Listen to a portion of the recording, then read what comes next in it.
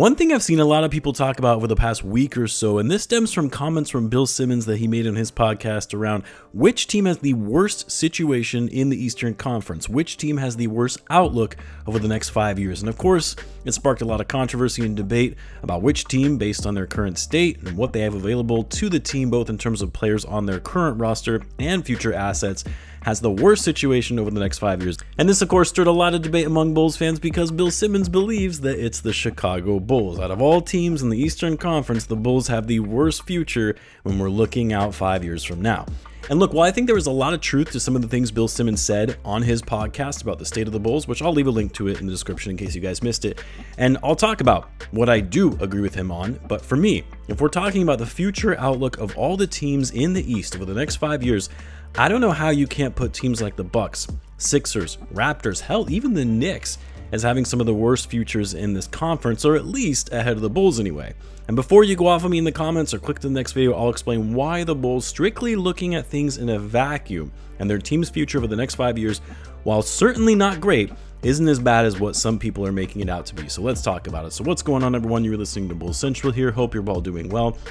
To be fair to Bill Simmons and his comments around the current state of the Bulls franchise, a lot of what he was basing his ranking off of as a team in the East with the worst situation was mainly due to the fact that the Bulls have lousy owners, talking about how the Reinsdorfs are completely fine just cashing in checks, selling tickets, and living off the Michael Jordan nostalgia. And he even went further to say that if there was any rich billionaire out there that was thinking of buying an NBA team, the Bulls would be the one, because you could revitalize it, make it one of the biggest global brands again, ignite the fan base, a fan base that loves their team, and really create something special.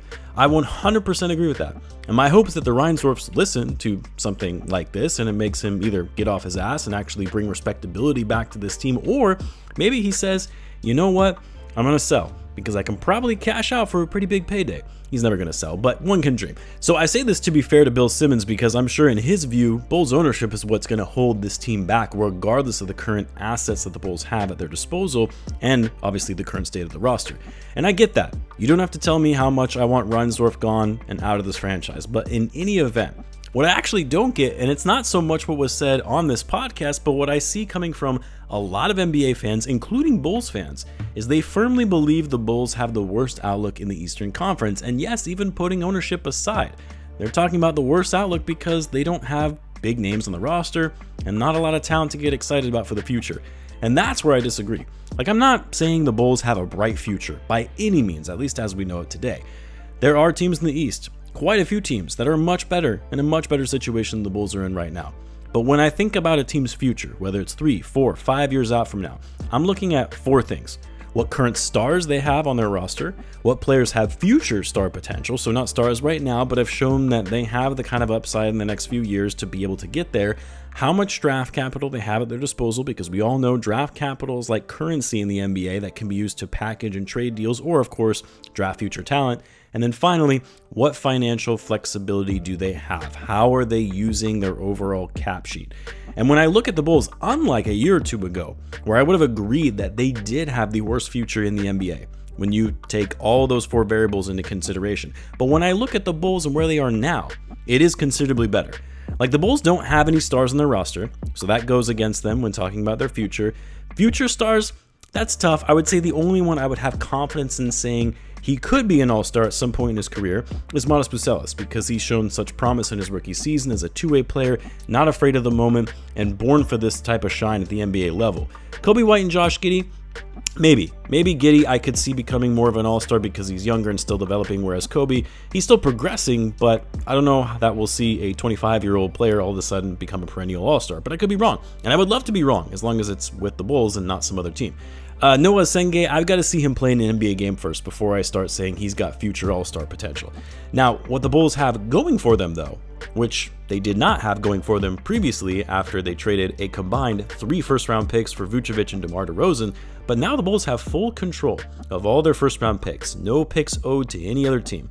They have the 1 first-round pick as well, that's owed to them from Portland, albeit lottery protected and may not convey, but it is a first-round lottery protected pick until 2027, I believe, at which point it'll turn into a second-round pick in 2028. And while the Bulls do owe their next 2 second-round picks to the Wizards for the Julian Phillips trade deal on draft night, outside of that, they own all of their future second round picks as well. So the Bulls are armed with draft capital that can be used at their disposal. But not only that, unlike where they were just a couple of seasons ago, they actually have more financial flexibility than most teams do throughout the league. For now anyway, because at the time of this recording, we still don't know what Josh Giddey's contract is going to be. If they pay him a 5-year, $150 million deal, well, that's going to limit the Bulls a bit in terms of what they can do for the future. But regardless, as of right now, they don't have much long-term money on their books outside of the 4 years remaining on Patrick Williams' contract. As of right now, they're projected to have more cap space than any other team, which, yes, I know having a ton of cap space doesn't really mean what it used to, as most players nowadays sign extensions to stay with their team, which really limits the amount of cap space and players being available for teams to sign in free agency. But regardless, it's worth noting that the Bulls have their books fairly clean in this new CBA environment that really tries to curb high levels of spending. Now, when I compare that, what the Bulls are working with in the near future, to some of their competitors around the Eastern Conference, you can't definitively say, yes, the Bulls clearly have the worst future right now. I look at a team like the Bucks, who, yes, they have Giannis, one of the greatest players in the league. And sure, that alone probably gives the Bucks a better future than the Bulls do. But keep in mind, Giannis is 30. It would be different if we were talking about a 26-year-old Giannis. The Bucks had to waive and stretch Damian Lillard's contract, which they're now going to have dead money on their books for the next 5 years. They signed Miles Turner, who, sure, is a good pickup for them, but I don't think that it makes them a shoo-in to win the title. They've got that bad contract of Kyle Kuzma on their books and a bunch of average to below average players in filling out their bench. So for the Bucks, one star, I can't say anybody on their roster has future star potential. They're cap strapped from a payroll perspective for the foreseeable future, and they have very limited draft capital, just one future first to trade and no second round picks. That's a franchise 5 years from now I can see bottoming out in the East, and what makes it worse for them is they don't even have control of their first round picks where they can tank to try to get a top one. How about the Sixers? Two old, washed players, both on max contracts, both injury prone, and Joel Embiid and Paul George. Embiid will probably never be the MVP level player that he used to be. Yeah, they got Maxey, McCain is nice, and of course now VJ Edgecombe, who looks really promising. So sure, they could build around those guys moving forward and just trade away Paul George and Embiid. But good luck with trying to get off Paul George's max contract where you decided to pay him max money to age 38. You're going to have to give up picks to get off that contract. Oh, and guess what? They don't have that many picks either to work with for the future. We can keep going down the list in the Eastern Conference. I know people will say I'm crazy for this, but the Knicks, they went all in on this core, trading 6 first-round picks and pick swaps just for Mikal Bridges. They're going to extend him to a big contract because they have to. They've committed so much of their cap for the foreseeable future to this core without any depth outside of their starting lineup. They fired Tom Thibodeau, hired Mike Brown, who is a downgrade as a coach in my opinion. The biggest thing the Knicks that I would say that they have going for them right now is they currently have stars. They've got Jalen Brunson, and they got Karl-Anthony Towns. They've got complementary players in OG Anunoby, Bridges, Josh Hart, but even that core is quickly approaching 30. And if it doesn't work out, well, too bad, because they don't have control of any of their picks until 2032. How about the Toronto Raptors? Like everything the Raptors have done since the start of last offseason to this one, I'm just like, what are these guys doing? They've got Scotty Barnes, who, sure, is a piece you can build around, even though I'm not that sold on him. They overpaid Emmanuel Quickley, which has been a pain for the Bulls because now you got Josh Giddey thinking he's worth that kind of money. They extended Jakob Poeltl, who I like, but just doesn't really make sense for their timeline. They traded for Brandon Ingram, also a player that doesn't really make sense for their timeline. RJ Barrett, still 2 more years left on his contract. Like, their timeline and their direction is so unclear to me. I would argue even more unclear than the Bulls.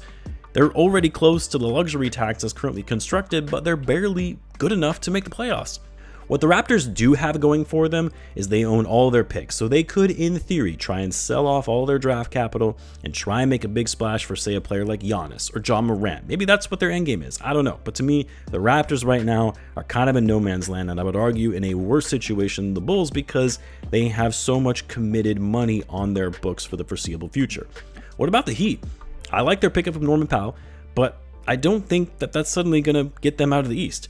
They've got 2 max-level players that are fringe-level all-stars in Tyler Hero and Bam Adebayo, and yet they won 37 games last season and got bounced in the first round of the playoffs in a sweep.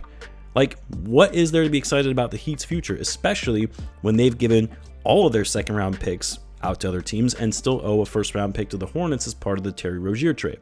Hell, man, I know everyone is high on the Magic right now, but they've committed $800 million in guaranteed salary to 4 players. over the next 6 seasons for an unproven young core. I would obviously still put the Magic ahead of the Bulls when it comes to their future, just saying that could easily go sideways for them, especially in the new CBA when you commit so much of your cap to a few players and then don't have flexibility to fill out the rest of the roster. And don't even get me started on teams like the Wizards and Hornets. I do like what both of those teams are doing in terms of accumulating draft picks and building from there, but both of these franchises haven't exactly demonstrated a strong ability to develop young talent that we can confidently say they're going to turn things around and be competing 5 years from now. The same goes for the Nets as well, who have 0 stars, 0 potential future stars, and took on a negative contract in Michael Porter Jr. So anyway, enough ranting about all this. My point in all of it, based on what other teams are working with right now in the East, I don't know that you could say that without question, the Bulls have the worst situation in the Eastern Conference, the worst outlook 5 years out from now. They obviously have a lot of work to do, but the Bulls are actually in a better place as it relates to their future than they were while they were waiting for Lonzo Ball to come back and be healthy. I'd love to hear what you guys think though. You let me know in the comments. As always, be sure to subscribe, and I will see you in the next one.